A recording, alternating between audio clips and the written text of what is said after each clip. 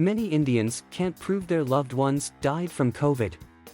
And that could be a problem. They told us everywhere was bad and people were lying on the hospital floors, and that there were no beds at all, the 33-year-old said. His mother died before she could be tested for COVID-19. This week, India's government unveiled a compensation program that would provide 50,000 rupees to the families of past and future COVID-19 victims. That's more than half of what most people in the country earn annually, according to the government's most recent estimate of income per capita for the 2019 to 2020 financial year. The Indian government has promised no families will be denied compensation solely on the ground that their death certificate does not mention COVID-19. The uncounted dead on the face of it. The criteria for compensation is relatively straightforward. To be considered a COVID case, the deceased must have been diagnosed with a positive COVID test or have been clinically determined by a physician. And to apply for compensation, next of kin must provide a death certificate stating COVID-19 was the cause of death.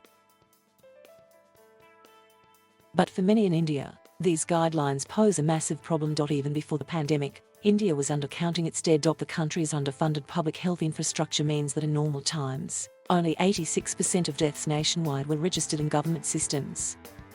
And only 22% of all registered fatalities were given an official cause of death, certified by a doctor, according to community medicine specialist Dr. Hemant Wade. That problem has intensified during COVID, with studies suggesting millions of people like Srivastava's mother aren't included in the death toll. In July, the US-based Center for Global Development estimated that during the pandemic, India could have had between 3.4 and 4.9 million more deaths than in previous years, meaning the government's official COVID-19 toll could be several times lower than reality. The figures suggest the Indian government underreported the number of pandemic deaths, a claim the government has denied. Even if victims have a death certificate, many don't explicitly list COVID-19 as a cause as they weren't officially diagnosed, said said.His, chairperson of the Delhi-based organisation SVS Foundation, which conducted free cremations during the second wave. Instead, many COVID victims' death certificates either say they died of lung failure, respiratory disease, cardiac arrest. He added, the guidelines say families can apply to amend the cause of death on a death certificate, and assert that no families will be denied compensation solely on the ground their death certificate does not mention COVID-19. However, no further details have been provided on what criteria the committee will use to gauge the cause of a months-old death, and what evidence families will need to provide. That is absolutely complicated, said Pranay Kotasthane, Deputy Director of the India-based Takshashila Institution think tank, adding that if the government is resolved to help people rather than policing the money, the plan could benefit families. Red tape. After Pooja Sharma's husband died of COVID-19 in April, she felt helpless and alone, with no idea how to provide for their two young daughters. Her husband, a shopkeeper, was the breadwinner of the family. But as his condition deteriorated, he told her to take care of their children. I didn't know how I would do that, said the 33-year-old mother, who lives in India's capital region Delhi. I haven't been to school and didn't know what I could do to make money. The country's most recent census in 2011 found that 73% of Indians are literate, and the number is even lower for women in rural areas where just over 50% can read and write. Kotasthane, the think tank director, also worries about the ability of people to access payments. The cost of getting the compensation should not be more than the compensation itself, he said. Sharma has already run up against government red tape for a state-run support program she applied for in June.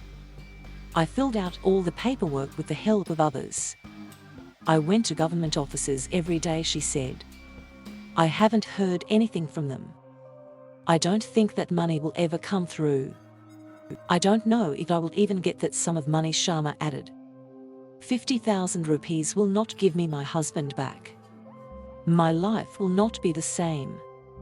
Too little, too late. Many share Sharma's sense of disillusionment, and the sentiment that the compensation offered is too little, too late. The second wave effectively traumatized an entire nation, laying bare the government's missteps and sowing deep anger among a public that largely felt abandoned by its leaders. The shortages also led to a boom in the black market, which price gouged oxygen cylinders and medicine. With no help in sight from the government, many families had no choice but to empty their savings and borrow money to buy overpriced goods, in the hope of saving loved ones. Simran Kaur, founder of Pins and Needles, a non-profit organisation supporting COVID widows in Delhi, said some women are facing debts while caring for several younger children alone and without a breadwinner. They are already in so much debt because overnight, they went from earning a monthly salary through their husbands to earning nothing, she said. A one-off payment from the government will not solve everything. It won't educate her children, pay their rent, or put food on their table. It might sound good on paper, but it's not enough. The compensation might be able to help India's poorest families. But for most families, especially ones that have lost multiple members to COVID, 50,000 rupees is going to do nothing, said Sridhar Stava, who lost his mother. In India, people accept the fate, they say that it was God who did it, console themselves and move on, he added. We have the habit of enduring the tragedies. But it's the government that has to make an effort.